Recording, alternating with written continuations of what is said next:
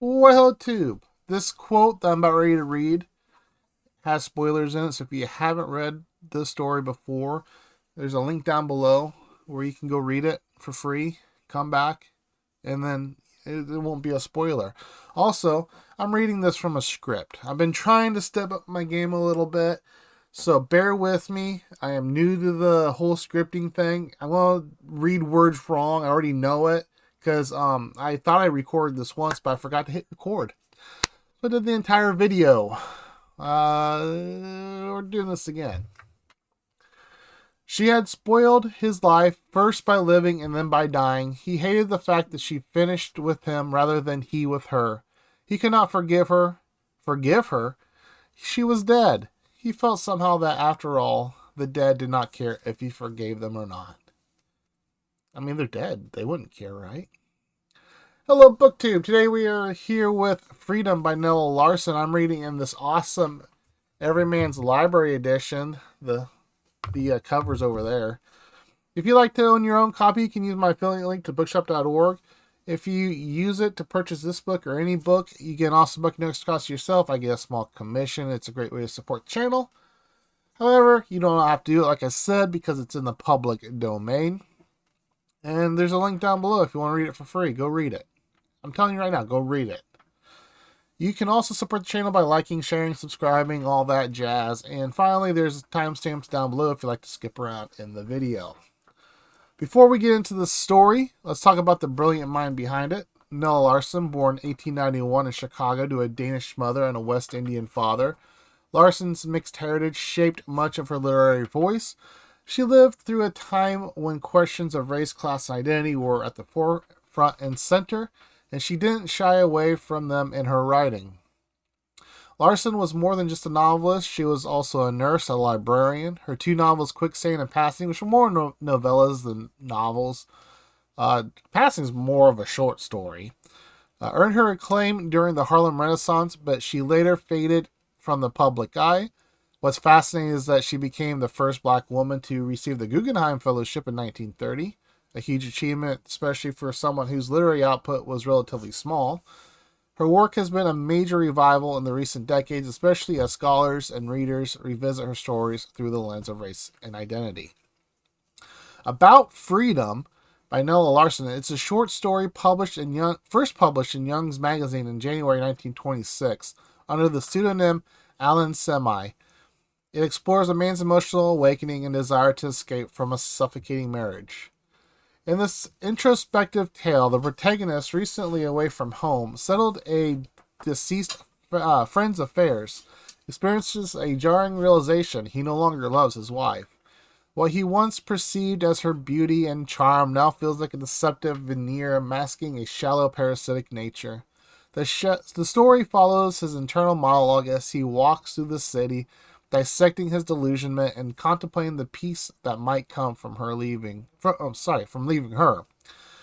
His friend's death becomes a catalyst for clarity, allowing him to see his relationship for what is truly a trap from which he yearns to break free. Freedom is notable for its psychological depth and dark humor. It reflects Larsen's broader themes of identity, autonomy, and emotional complexity, hallmarks of her work during the Harlem Renaissance. So I'm going to get into some spoiler content. So if you haven't read it, now's your time. It's a super short story. It's like 6 pages or something like that. Go read it. You're not going to be disappointed. When reflecting on his marriage, the narrator doesn't mince words. He describes his wife with brutal honesty. Hateful, smoldering resentment, distaste, displeasure, inert mind, depravity. Sounds like the perfect marriage. She's less of a partner than a psychic vampire, draining his mental well-being. And when someone like that is in your life, sometimes the only way forward is to cut them loose. That's exactly what he tried to do. He told her he had to leave for work with no clear return date. But silence breeds its own kind of torment. As time passed and he heard nothing from her, the supposed freedom of a sabbatical began to rot from the inside. He hadn't vanished. She'd taken up residence in his mind rent-free, as the kids would say. Then came the news. She died. No guilt, no remorse, not even sadness for the child who didn't survive the birth. What hit him hardest wasn't her death. It was the realization that he never truly left her. She left him. and somehow that enraged him more than anything she did while alive. But even in death, she lingered. Her absence became presence. The anger curdled into depression, and in the end, the only way he could truly be free was to do the unthinkable, which he did. A few things to take away from this story. There's an allusion to freedom. Physical distance doesn't guarantee emotional liberation. The narrator believes that leaving his wife will free him, but her presence lingers in his mind, showing that true freedom requires more than absence, demands emotional reckoning. Freedom can be deceptive. What begins as a liberating sabbatical morphs into a psychological prison. The story challenges the ideas that escape is simple. The story challenges the idea that escape is simple or clean. The cost of emotional repression. The narrator's resentment builds over the years of silent suffering. Larsen shows how unspoken dissatisfaction can metastasize into hatred, and how delayed emotional honesty can lead to destructive outcomes. Then there's the parasite metaphor. Great thing to call your significant other. The narrator sees his wife as a parasite, draining his vitality. This metaphor reflects how toxic relationships can distort perception, turning once adored traits into sources of disgust. Then there's the persistence of memory. Even after her death, the wife remains in his thoughts. Larsen suggests that some relationships haunt us more in absence than in presence. The story explores how resentment can outlive the person it targets, becoming a kind of psychological ghost.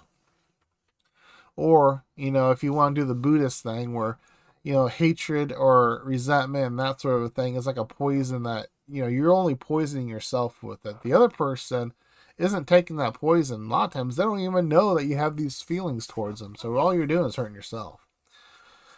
The unthinkable as catharsis, the narrator's final act implied to be the S word, underscores the devastating conclusion that freedom, for him, is only achievable through death. Its chilling reflection on how unresolved emotional trauma can lead to fatal despair. Larsen doesn't romanticize his choice. Instead, she exposes the tragic consequences of emotional isolation and internalized rage. This story, absolute banger. Go read it. Link down below. Don't have to pay anything to go read it. It's in the public domain. Go read it. Come back. It's a banger. Well, actually, you just watched the whole video, so there's no reason to come back. But you will not be disappointed. Nella Larsen was a master of her craft. She can go punch for punch with the best of them. It's so sad that her literary career didn't pan out, because had she been a prolific writer, I think that would have made the world a much better place. At least give us more great things to read, right? Other than that, I don't know what else to say, so I'm going to leave it there. That's it for this one, peeps. Cheers.